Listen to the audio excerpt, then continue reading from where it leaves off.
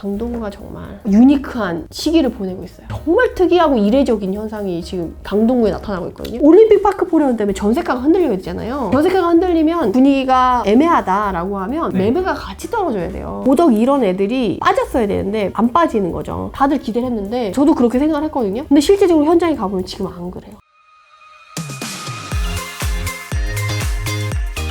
자, 그럼 이렇게 해서 성동구까지 봤고, 그럼 이제 마용성을 저희가 다 둘러봤습니다. 네네. 되게 재밌는 이야기들 진짜 많았는데, 네네. 서울 내에 이제 다른 지역들도 좀 한번 보고 싶은데, 네네. 어느 지역 먼저 보면 될까요, 이제? 사실 지금 거래량이 이전보다 좋아지긴 했지만 평균 거래량에 비해서 얼마나 높아졌냐를 좀 고민해 볼 필요가 있거든요. 네. 그래서 전국 단위로 봤을 때는 사실은 전국 평균가보다 거래량이 좀 밑에 있어요. 네. 근데 서울만 6월에 월 평균 거래량을 좀 넘어섰어요. 지금 보면 전국 거래량을 보면 지금 어때요? 평균 거래량이 45,871인데 45,000보다 밑에 이게 거래가 되잖아요. 네. 근데 서울은 6월에 우뚝? 평균 우뚝 올라와 있죠. 네.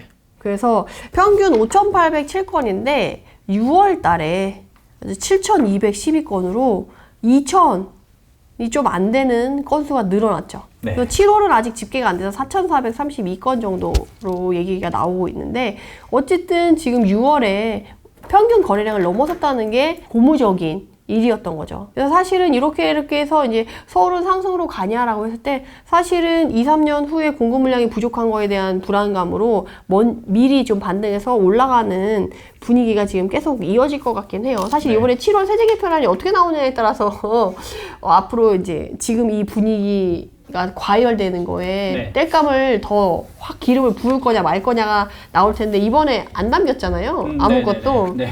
그래서 좀 분위기가 과열되는 거를 상대적으로 조금 그것 때문에 좀 안 담기지 않았을까 싶긴 한데 그래서 하반기가 막 지금처럼 계속 뜨겁게 갈 거다라는 것보다는 약간 이제 에너지가 조금 소강 상태로 가지 않을까 기대를 해보기 있는데 어쨌든 거래량으로는 사실은 서울만 이렇게 우뚝 솟아왔지. 전국 거래량으로는 아직 못 미친 상황이기 때문에 여러분들이 이제 서울만 좀 몰려있다라고 생각을 하시면 되고 제가 이걸 왜 말씀드리냐면 절대수가 이제 거래량 자체가 비율이 높은 거랑 비율이 갑자기 난 원래 100건 정도 거래됐다는데 갑자기 200건 거래됐어. 이런 애는 갑자기 과열이 된 거잖아요. 네네네.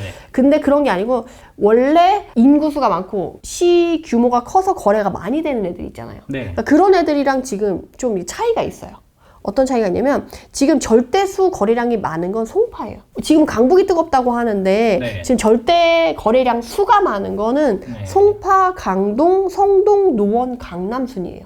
신기하죠? 네. 왜 그런 건가요? 송파구가 지금 네. 거래 건수가 지금 송파가 545건, 네. 강동구가 537건. 그러니까 도시의 크기, 규모, 인구수에 따라서 기본적인 거래량이 있는 거죠. 받쳐주는 그런 예, 예. 거래량들이네요. 예, 그래서 보면 송파는 545건이 월평균 거래량 100%. 그냥 네. 원래 하던 거래만큼 거래하는 거고 네. 강동구는 오히려 지금 거래량이 늘어난 거고 성동구는 140%니까 확 늘어난 거죠. 그래서 이런 식으로 절대 거래량 순으로 보면 지금 오히려 강북 쪽에 있는 애들이 핫하다라고 하지만 거래량은 그래도 꾸준히 송파가 유지를 하고 있다. 네. 그리고 강동구가 사실 올림픽 파크 포레온 때문에 뭔가 여파가 있을 거다라고 생각을 했었잖아요. 네. 강동구가 정말 유니크한 시기를 보내고 있어요. 지금 정말 특이하고 이례적인 현상이 지금 강동구에 나타나고 있거든요. 어떤 현상인가요? 올림픽 파크 포레온 때문에 전세가가 흔들리게 되잖아요. 네. 전세가가 흔들리면 그 지금 분위기가 만약에 좀 애매하다라고 하면 네. 매매가 같이 떨어져야 돼요. 네네네.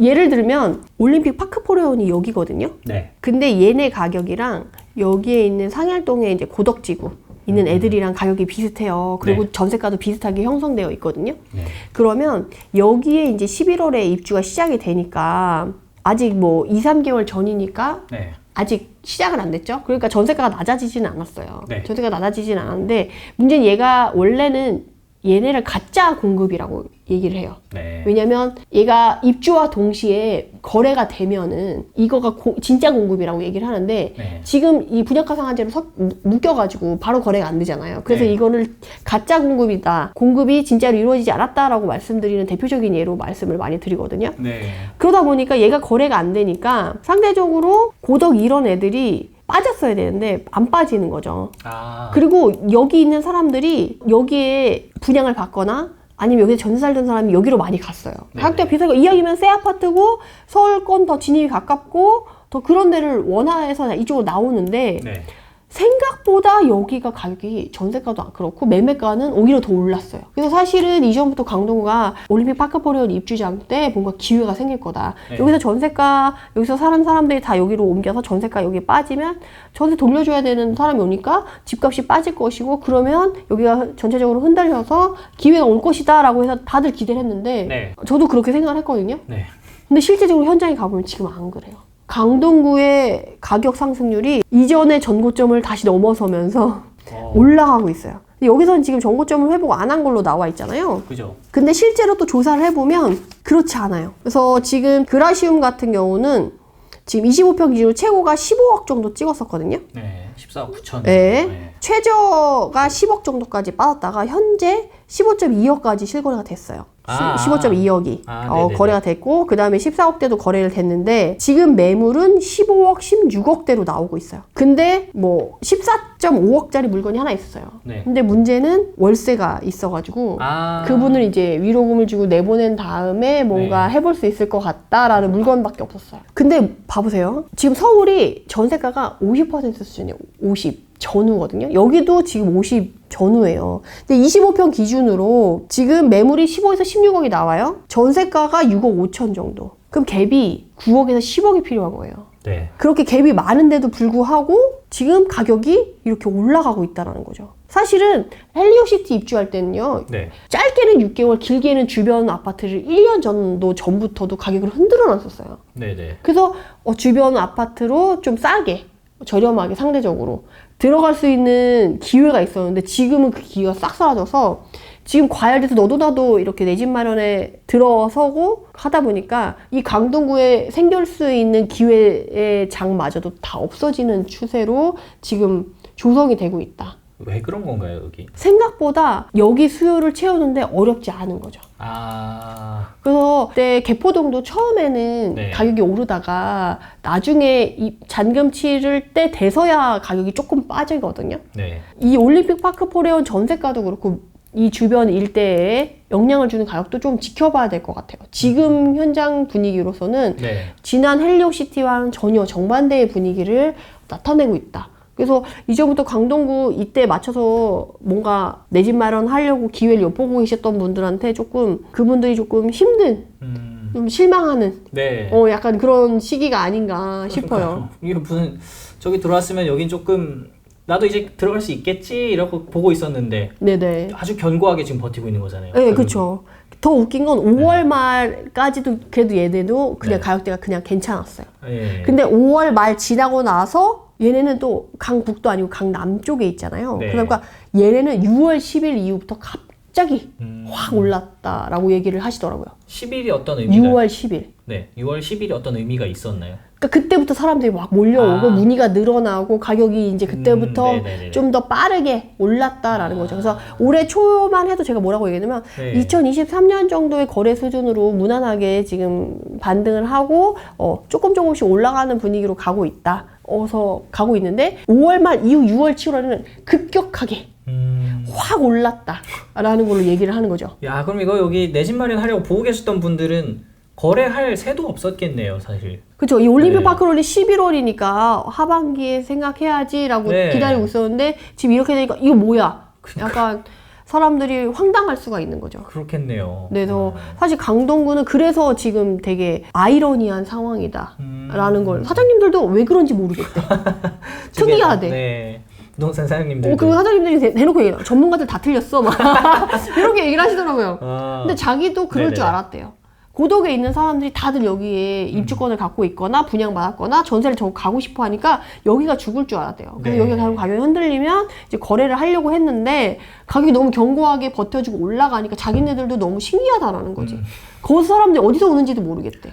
아, 그야말로 진짜 유니크한 시기를 보내고 있는 거네요. 네네. 네. 지난 상승장이 헬리오시티가 한참 상승할 때 입주를 시작했거든요. 그때도 그럼에도 불구하고 흔들렸는데 지금 이렇다는 거는 정말 이례적인 상황이 아닐 수 없다. 특이하네요, 진짜. 네네. 네. 근데 그럼에도 불구하고 7월 중순부터는 얘도 조금 뜸해졌다라고 하더라고요. 소강 상태에 접어들었다라고 네. 하더라고요. 그래서 지금 전반적으로 5월 말부터 조금 분위기가 확 달라졌고 네. 7월 중순이나 말부터 다시 소강 상태가 들어갔으니까 지금 막 그렇게 할 필요는 없겠다라고 네. 말씀을 드리고, 그리고 그라시움 같은 경우는 좀 특징적인 게 단지가 크잖아요. 네. 그리고 여기로 가면 경사도가 있거든요. 네. 그래서 여러분들한테 팁을 하나 드리자면 부동산에서 뭐라고 하냐면 첫 번째 줄, 두 번째 줄, 세 번째 줄 이렇게 얘기를 해요. 네. 줄을 얘기할 때. 그래서 첫 번째 줄, 두 번째 줄, 세 번째 줄 단지마다 가격이 좀 틀리니까 입지마다 가격이 틀릴 수 있다는 걸 여러분들이 생각하셔가지고 비슷한 가격에 만약에 세 번째 줄과 첫 번째 줄이 나왔다. 그럼 당연히 첫 번째 줄 사는 게 유리하죠. 그렇죠. 그거에 대한 입지에 대한 거를 조금 고민하시고 내 집 마련을 고민하시면 좋을 것 같고, 여기도 지금도 이 약간 무늬가 좀 뜸해지고 소강 상태로 접어들려고 하는 분위기가 형성되고 있음에도 불구하고 네. 계좌를 달라고 하면 여기서도 그 자리에서 가격을 조금 올린대요. 네. 그래도 마포는 5천만 원 올려달라고 이렇게 가격이 정해져 있었거든요. 근데 네. 여기는 그런 것도 아니래요. 아, 그냥 말도 안 되게 그냥 몇 억? 막 이렇게 약간 그렇게 아예 팔 생각이 없다라는 뉘앙스를 그런 식으로 얘기를 해서 네. 지금 다들 매물을 보류하는 상태라고 하시더라고요. 그래서 사실은 매물을 보류하면서 이제 이 분위기가 더 전부 6, 7월보다 뜨거워질 건지 이거는 사실 아무도 모르는 거거든요. 네. 그래서 그런 부분에 대해서 좀 잘 고민을 해보고 여러분들이 결정을 하시면 좋겠다라고 말씀을 드릴 수가 있겠고, 다만 조금 고덕이나 이런데 대단지 아파트들이 몰려있는 데는 이렇게 뜨거운데 네. 근데 상대적으로 강동구에서는 이제 암사라든가 천호라든가 길동 이런 데 보시면 알겠지만 단지들이 소규모 단지들이 이렇게 좀 떨어져 있어요. 그러다 보니까 이렇게 조금 네네네. 그러다 보니까 단지 밀집도가 큰 데보다는 상대적으로 상승률은 좀 적은 편이니까 그럼에도 불구하고 매물을 싸게 내놓지는 않아요.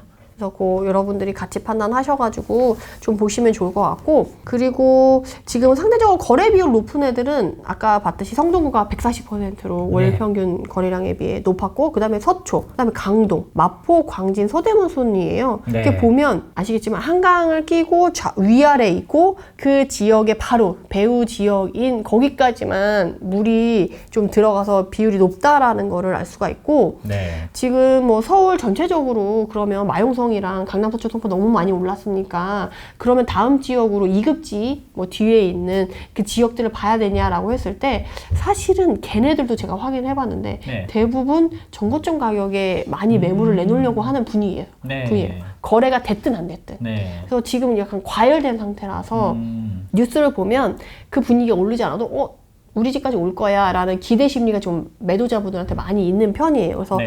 대부분이 거의 전고점을 회복한 상태로 매물이 나와 있는 상태니까 네. 그렇게 알고 조금 서울의 분위기를 조금 파악하시면 좋겠다 네. 라고 말씀을 드릴 수가 있겠습니다. 지금 소강 상태에 들어가 있는 게 이제 막 네. 그 소강 상태가 만들어지고 있는 거라서 네네네. 사실은 제가 분위기를 비교해서 말씀을 드리니까 소강 상태라는 걸 느낀 거지, 저는 네. 거기 현장에서 매물이 없는 상태로 가격을 올리려는 거는 지금 유지가 되잖아요. 네. 그러면 그걸 매수하려고 하는 사람들 입장에서는 이게 지금 소강 상태로 접어들고 있는지는 아직 느끼지 못해요. 체감이 안 되는군요. 네네네. 네. 그러니까 전체적인 거래량, 문의량이 과열이 돼서 막 서로 막 그 경쟁적으로 막 가격을 올리고 이런 분위기가 지금 사라진 건데, 네. 그것만으로도 조금 소강 상태라고 말씀을 드린 건데, 일반인은 내가 1대1로 한 개만 이렇게 접근하시는 분들 그거를 파악하기가 힘들어요. 그렇겠네요. 그러니까 한 발짝 멀리 떨어져서 봐야 이게 좀 네, 보이는 좀 건데. 시야를 넓게 봐야지 이게 보여요. 네. 이게 지금 가격이 대부분 여기 지금까지 본 이 지역들이 전고점을 넘어섰거나 근처에 갔거나잖아요. 네네. 어떤 그 가격대에 도달했기 때문에 좀 그 이제 소강 상태에 접어드는구나 이런 식으로 생각해 볼 수도 있는 건가요? 약간 사람들이 다들 요새 질문이 첫 번째가 네. 전고점을 넘어서서 더 올라갈 수 있을까요? 그렇죠. 이거거든요. 네. 네, 근데 지금 분위기를 봤을 때는 과열됐던 게 지금 소강 상태에 들어가면서 숨고르기를 들어가면 다시 또 한번 이렇게 눌림목 같은 게 나오거든요. 네. 그래서 그거 다음에 이제 그 다음에 에너지를 어떤 걸로 이제 공급을 해줄 거냐에 따라서 전고점을 뚫고 이게 쭉 갈 것이냐, 네. 아니면 이제 전고점에서 이제 보합이나 뭐 강보합이나 약보합으로 유지가 될 것이냐, 네. 확 빠질 것 같지는 않아요. 어느 정도 그래도 버텨주면서 그 다음은 이제 네. 주식으로 치면 이제 재료가 있냐 없냐. 아, 이런 그쵸, 거네요. 그쵸, 그쵸. 이번에 7월 세제 개편에서 재료를 넣어주지 않았잖아요. 그러니까요. 네, 그래서 이 에너지가 사실은 7월 세제 개편에 재료를 확 넣어줬으면은 네. 하반기까지 더 쫙 사람들이 갔을 텐데 네. 이제 재료가 없어서 하반기 어디까지 가고 숨고르기가 언제 시작될 거냐가 이제 관건일 것 같아요. 네. 그러니까 모르는 거네요, 그냥. 그쵸. 사실은 제가 시장을 보면서 특히 저는 시장 전망을 하는 시장 분석가가 아니고 지역을 주로 보는 사람이다 보니까 네. 지역에서는 지역만 봐서는 사실 뭔가를 단정 짓거나 재단하는 게 되게 부정확하고 네. 불필요하다라는 생각이 들어요. 강동구마저도 지금 너무도 사실 명확하고 이전의 사례가 있었음에도 불구하고 같이 나타나지 않는 상황에서 네. 뭔가를 재단하기에는 사실 조금 위험성이 크다. 그래서 제가 올해 계속 말씀드린 게 네. 생각보다 1급지나 상급지는 빠르게 움직일 수 있다. 네. 그래서 이 하락장이냐 상승장이냐를 고민하지 말고 본인이 보는 지역에 현장에 가서 네. 흐름이 나타나냐 안 나타나를 보고 네. 흐름이 나타나면 빨리 올라타라. 그 얘기를 많이 했었거든요. 그게 가장 정답일 것 같아요. 강동구도 지금 마찬가지고. 네. 그래서 나중에 강동구도 11월이 가까워지면 가까워질수록 어떻게 나타나는지. 네. 그래서 크게 변화가 없다고 하면 잔금일에 갖고 왔을 때 어떤 분위기를 나타낼 건지를 보면 이제 강동구의 흐름을 조금 볼 수가 있겠죠. 네. 저는 오늘 이야기 들으면서 느꼈던 게 네이버 부동산만 믿으면 또 안 되겠구나. 아, 지금은. 그러니까요. 무조건 부동산 가서 사장님한테 여쭤보고. 네네. 네. 사장님이 그러더라고요. 지금 매물 보류됐는데 사장님들이 확인을 안 해서 올라져 있는 매물도 많고 네. 보류된 매물도 많다는 거예요. 실제로 거래하려고 보면 매물이 없는 경우가 많아가지고 지금 네이버 그 데이터 상에서도 매물이 많게 나오는 게 사실은 네. 한 물건을 여러 부동산에서 뿌리면 여러 부동산이 올려서 그게 중복으로 집계되는 경우도 네. 있거든요. 그래서 네네. 사실은 지금 매물 나와 있는 게 조금 좀 더 떨어져야지 맞지 않나. 저는 약간 그런 생각이 들어요. 네. 네. 그럼 지금까지 이렇게 서울 주요 지역들 중심으로 해서 집값 분위기가 어떻게 되고 있는가 되게 세세하게 살펴봤는데요. 결론을 그럼 어떻게 딱 짧게 정리해 주신다면? 지금 너무 과열된 상태에서 어떻게 보면 2021년 그 전고점을 잡은 것처럼 네. 그렇게 될 가능성이 있거든요. 그래서 한번 확인하고 가도 늦지 않겠다라고 네. 말씀드릴 수가 있겠고, 그리고 어차피 상승장이라고 해도 계속 갈 수는 없고 중간중간에 숨고르기가 있을 수밖에 없거든요. 그래서 너무 지금 조급해하지 마시고 내가 지금 아니면 집을 못 가질 것 같아 라고 불안해하시는 분들이 너무 많아요. 제가 네. 이런 행사라던가 뭐 강의 같은 데 가면 그걸 토로하시는 분들이 진짜 많거든요. 근데 사고 나서 현타가 오는 것보다는 사기 전에 충분히 고려하고 하는 게 훨씬 현명한 거다라고 말씀을 드리고 조금 마음을 내려놓으셔도 좋겠다. 이 영상을 보시고 좀 그런 시간이었으면 좋겠다라는 바람 조금 전해봅니다. 네. 그래서 저희가 집값 데이터와 함께 이 현장에서 어떻게 얘기가 돌아가고 있는가 이런 것도 아주 생생하게 전해드렸습니다. 그래서 한번 특집으로 이렇게 준비해봤던 오늘 지역 분석 코너였고요. 다음 지역 분석은 저희가 평택편 이제 촬영을 해놓고 업로드 준비하고 있으니까요. 평택편도 많은 관심 부탁드리겠습니다. 그럼 여기서 인사드리겠습니다. 감사합니다. 감사합니다.